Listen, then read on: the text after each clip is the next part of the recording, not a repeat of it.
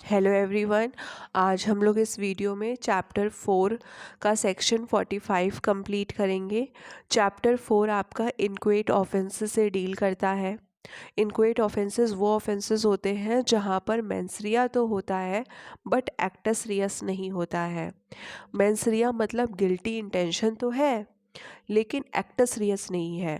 मतलब जो अक्यूज्ड जैसा रिजल्ट चाहता था अपने एक्ट का वैसा उसको रिजल्ट नहीं मिला है। जैसे एक पर्सन दूसरे पर्सन की हत्या करना चाहता है, मर्डर करना चाहता है और वो इस इंटेंशन के साथ फायर करता है दूसरे पर्सन पर। अब यहाँ पर मेंसरिया तो है कि वो उसका मर्डर कर दे, गिल्टी इंटेंशन भी है, उसने फायर भी कर दिया, बट जिस पर्सन पर फायर किया उसकी डेथ नहीं हुई और वो बच गया, वो ठीक हो गया।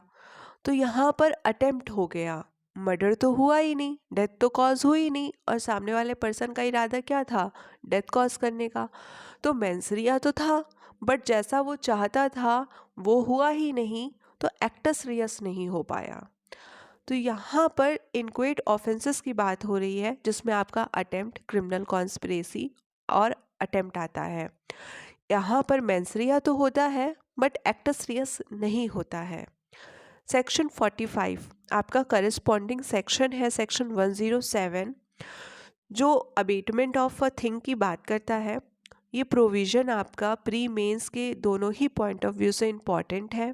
प्री में भी यहाँ से काफ़ी क्वेश्चंस आपको मिल जाएंगे और मेंस में तो लॉन्ग आंसर आता ही है। उत्तराखंड हो, यूपी हो या फिर एपीओ हो, जुडिशरी, हर जगह यहाँ से आपको क्वेश्चन मिलेगा। स्टार्ट करते हैं। Section 45, a person abets the doing of a thing. एक पर्सन को कब कहा जाएगा कि वो दूसरी किसी चीज़ को, किसी थिंग को, किसी कार्य को अबेट कर रहा है, कैसे कर सकता है। Instigate any person to do that thing, किसी और व्यक्ति को इंस्टिगेट करके कि ये काम करो। अब इंस्टिगेशन कैसे होगा, तो इंस्टिगेशन बहुत सारे तरीक़ों से हो सकता है। काउंसलिंग, सजेशन, इनकरेज करके, कमांड करके, प्रोवोक करके और हिंट देकर भी हो सकता है, डायरेक्टली बोलकर हो सकता है, एक्टिवली या इनडायरेक्ट वे में भी हो सकता है। जैसे हमने बताया हिंट देकर हो सकता है, तो ऐसे इंस्टिगेशन हो सकता है। तो क्या कोई भी हिंट देना या कमांड देना या फिर इनकरेज करना इंस्टिगेशन में आ जाएगा? नहीं, ऐसा नहीं होगा।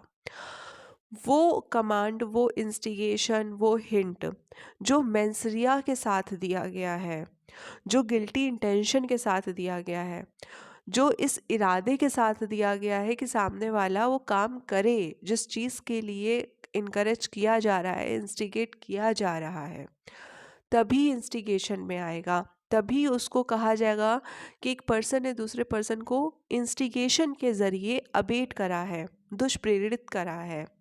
जैसे दो दोस्त हैं और एक दोस्त कहता है कि मैं तीसरे व्यक्ति का मर्डर कर दूंगा और तो दूसरा दोस्त कहता है जा तुझे जो करना है कर, मुझसे क्या। तो यहाँ पर क्या उसने इंस्टिगेट कर दिया, दुष्प्रेरित कर दिया? नहीं किया। कैसे नहीं किया? क्योंकि जो दूसरा दोस्त था उसका इंटेंशन थोड़ी था कि वो थर्ड पर्सन का जाके मर्डर करे। तो कहने की बात यहाँ पर ये है कि जो व्यक्ति इंस्टिगेट कर रहा है, चाहे वो किसी भी माध्यम से कर रहा हो, उसका खुद का मेंसरिया होना ज़रूरी होगा। बिना मेंसरिया के इंस्टिगेशन नहीं कहा जाएगा। प्री में क्वेश्चन बनता है कौन कौन से तरीके हैं जिस तरीके से अबेटमेंट किया जा सकता है। तो पहला हमने पढ़ लिया कि इंस्टिगेशन के माध्यम से किया जा सकता है। क्लॉज बी कहता है engages with one or more other person or persons in any conspiracy for the doing of that thing, if an act or illegal omission take place in the pursuance of that conspiracy and in order to do the thing, doing of that thing। तो abetment by conspiracy होने के लिए तीन चीज़ें होने की ज़रूरत होगी। पहला, एक कॉन्स्पिरेसी होनी चाहिए दो या दो से ज़्यादा लोगों के बीच में, और उस कॉन्स्पिरेसी के फर्दरेंस में कोई एक्ट या इलीगल ओमिशन होना चाहिए, है ना। और वो एक्ट और इलीगल ओमिशन इसलिए किया गया है कि क्योंकि जिस चीज़ के लिए कॉन्स्पिरेसी करी थी वो काम हो सके। तो यहाँ पर सिर्फ कॉन्स्पिरेसी नहीं होगी कि दो या दो से ज़्यादा लोगों ने बैठकर षड्यंत्र कर लिया और फिर उसको दुष्प्रेरित का नाम दे दिया कि उन लोगों ने अबेट करा है एक दूसरे को। नहीं, ऐसा नहीं होगा। अबेटमेंट बाय कॉन्स्पिरेसी होने के लिए जिस चीज़ का षड्यंत्र हुआ है, जिस चीज़ की कॉन्स्पिरेसी हुई है, उस चीज़ को अचीव करने के लिए कोई एक्ट या इलीगल ओमिशन का होना ज़रूरी होगा। जब वो एक्ट और इलीगल ओमिशन होगा तब उसे अबेटमेंट बाय कॉन्स्पिरेसी कहा जाएगा। चाहे भले जिस चीज़ के लिए कॉन्स्पिरेसी करी गई थी वो चीज़ अचीव नहीं हुई है, जो एक्ट करना था, जो रिज़ल्ट चाहिए था वो नहीं आया, ये ज़रूरी नहीं है। लेकिन ज़रूरी क्या है कि षड्यंत्र के फर्दरेंस में आई एम सॉरी, कोई एक्ट या फिर इलीगल ओमिशन होना ज़रूरी होगा कॉन्स्पिरेसी के आगे। लेकिन कॉन्स्पिरेसी के ऑफेंस के लिए ऐसा नहीं होता है। तो वो हम आगे देखेंगे, कॉन्स्पिरेसी का जब प्रोविज़न पढ़ेंगे। अभी आपको इतना पता होना चाहिए कि अबेटमेंट बाय कॉन्स्पिरेसी सिर्फ नहीं होगी। अबेटमेंट बाय कॉन्स्पिरेसी कंप्लीट होने के लिए कोई एक्ट या इलीगल ओमिशन होना ज़रूरी होगा उस कॉन्स्पिरेसी के आगे, जिस चीज़ की कॉन्स्पिरेसी करी जा रही है उस चीज़ को अचीव करने के लिए। फिर क्लॉज सी बात करता है इंटेंशनली एड्स और एनी एक्ट और illegal omission the doing of that thing. तो क्लॉज सी बात करता है इंटेंशनली एड करने की। इंटेंशनली क्या करने की? फैसिलिटेट करने की। यहाँ पर इससे क्लियर होता है कि जब एक पर्सन दूसरे पर्सन को इंटेंशनली एड कर रहा है, फैसिलिटेट कर रहा है कोई रॉन्गफुल एक्ट करने के लिए, तो ही अबेटमेंट बाय इंटेंशनल एडिंग होगा।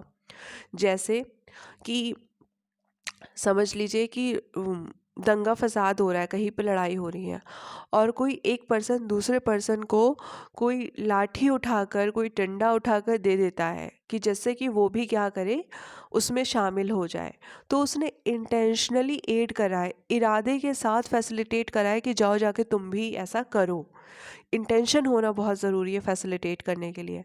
पर वहीं जहाँ पर एक पर्सन है जिसको पता ही नहीं है ऑफेंस के बारे में, कुछ भी नहीं पता, और वो जाकर फैसिलिटेट कर देता है, तो वहाँ पर क्या होगा? तो वहाँ पर इंटेंशनली एड नहीं कहा जाएगा। इसके एक्सप्लेने इसके एक्सप्लेनेशन पढ़ लेते हैं। दो एक्सप्लेनेशन है।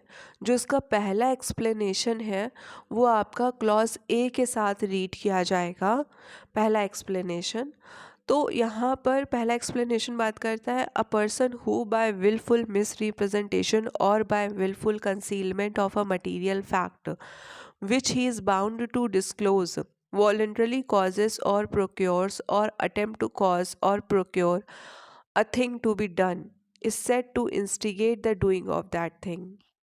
कोई पर्सन जो विलफुली मिस रिप्रेजेंटेशन कर रहा है या फिर कोई विलफुली क्या कर रहा है, किसी फैक्ट को, मटीरियल फैक्ट को छुपा रहा है, कंसील कर रहा है, ऐसा फैक्ट छुपा रहा है जो वो बाउंड है डिस्क्लोज करने के लिए, बताने के लिए, पर वो क्या कर रहा है, उस तथ्य को छुपा रहा है, या फिर वॉलेंट्रली कॉज कर रहा है, प्रोक्योर कर रहा है, अटेम्प्ट कर रहा है, किसी चीज़ को करने के लिए हेल्प कर रहा है, तो वहाँ पर क्या कहा जाएगा कि उस व्यक्ति ने इंस्टिगेट करा है। तो अगर कोई व्यक्ति है जो जानबूझकर मिस रिप्रेजेंटेशन कर रहा है, ऐसा फैक्ट दर्शा रहा है जो हकीकत में है ही नहीं, क्यों कर रहा है वो ऐसा? वो इस इंटेंशन के साथ कर रहा है कि कोई एक्ट को दुष्प्रेरित करने के लिए, तो किसी एक्ट को इनकरेज करने के लिए। तो उसने क्या किया है? उसने अबेटमेंट बाय इंस्टिगेशन किया है। इलस्ट्रेशन कहता है A police officer is authorized by a warrant from a court to apprehend Z। Police officer को वारंट दिया गया कि Z को जाकर पकड़ लो। B knowing that fact and also that C is not Z willfully represent to A that C is Z and thereby intentionally cause A to apprehend C। Here B abates by instigation the apprehension of C। तो यहाँ पर B जानता था कि जो सी व्यक्ति है वो जेड नहीं है, पर उसने ए को कहा कि जो सी है वही जेड है और आपको जेड को पकड़ना है। तो उसने क्या करा, सी को मिसरिप्रेजेंट कर दिया एज अ जेड ए के सामने। तो यहाँ पर बी ने क्या करा, यहाँ पे बी ने इंस्टिगेट करा कि सी का क्या हो जाए, एप्रीहेंशन हो जाए, सी को पकड़ लिया जाए। और ये उसने कैसे करा, अबेटमेंट करके, बाय इंस्टिगेशन, विलफुल मिसरिप्रेजेंटेशन करके। तो आई होप आपको एक्सप्लेनेशन 1 समझ में आया होगा। ये आपका एक्सप्लेनेशन 1 क्लॉज ए के साथ रीड किया जाएगा और आपका एक्सप्लेनेशन 2 बात करता है इंटेंशनली एड की, मतलब जो इंटेंशनली फैसिलिटेट किया जा रहा है किसी ऑफेंस को करने के लिए। तो एक्सप्लेनेशन 2 बात करता है whoever either prior to or at the time of the commission of an act does anything in order to facilitate the commission of that act and thereby facilitate the commission thereof is said to aid the doing of that thing। तो कोई भी person एक offence के, एक act के होने के पहले या फिर एक्ट के होने के टाइम पर कोई फैसिलिटी प्रोवाइड कर रहा है जिससे वो एक्ट हो सके, तो उसने क्या किया है, इंटेंशनली एड किया है, इरादे के साथ फैसिलिटेट किया है। जैसे एक व्यक्ति है, वो पुलिस वाले को अपना फ्लैट क्या करता है, दे देता है और उसको पता है कि इस फ्लैट पर किसी फलाने व्यक्ति को पुलिस के द्वारा टॉर्चर किया जाएगा, और उसके बाद भी वो क्या कर रहा है, अपना फ्लैट पुलिस को दे रहा है कि यहाँ पे तुम्हें जो करना है तुम करो, और उसको पता है कि वो किसी व्यक्ति को पुलिस वाले टॉर्चर करेंगे। तो वो क्या कर रहा है, वो फैसिलिटी प्रोवाइड कर रहा है, वो इरादे के साथ फैसिलिटेट कर रहा है। तो उसने क्या करा, उसने अबेटमेंट बाय इंस्टिगेशन किया, अबेटमेंट बाय इंटेंशनली एड किया, उसने मदद करी। अब जो ये मदद है, ये ऑफेंस होने के पहले किया जा सकता है, पहले से फैसिलिटेट कर देना, या फिर जब हो रहा है उस समय भी किया जा सकता है। तो आई होप आपको ये एक्सप्लेनेशन 2 समझ में आया होगा, लेकिन इसमें सबसे ज़्यादा याद रखने की ये बात है कि इंटेंशन के साथ होना चाहिए। जो पर्सन फैसिलिटेट कर रहा है उसका इंटेंशन होना चाहिए कि वो एक्ट कमिट हो जिस चीज़ के लिए वो फैसिलिटेट कर रहा है। तो प्री में क्वेश्चन पूछा जाता है यहाँ से कि पहले तो पूछा जाता है कौन सा सेक्शन है, तो आपको पता है सेक्शन 45 में अबेटमेंट ऑफ थिंग दिया हुआ है। अब यहाँ पे अबेटमेंट ऑफ थिंग लिखा है, अबेटमेंट ऑफ ऑफेंस नहीं लिखा है, दोनों बातों में डिफरेंस है। अबेटमेंट जो यहाँ पर बात हो रही है वो थिंग की बात हो रही है, तो इससे आपको समझ में आ रहा है कि इसका स्कोप क्या है, वाइड है। एक किसी भी एक्ट को अबेट करना, दुष्प्रेरित करना, चाहे भले वो उस समय ऑफेंस नहीं है, वो भी अबेटमेंट में आएगा, क्योंकि यहाँ पे अबेटमेंट ऑफ थिंग है, अबेटमेंट ऑफ ऑफेंस नहीं है।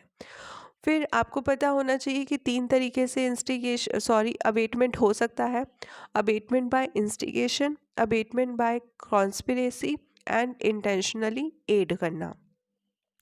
यहाँ पर जो व्यक्ति अबेट कर रहा है, दुष्प्रेरित कर रहा है, उसका इंटेंशन होना बहुत ज़रूरी है। तो आई होप आपको ये सेक्शन समझ में आया होगा। अगर वीडियो हेल्पफुल लगता है तो प्लीज़ लाइक शेयर सब्सक्राइब ज़रूर करिएगा। Thank you.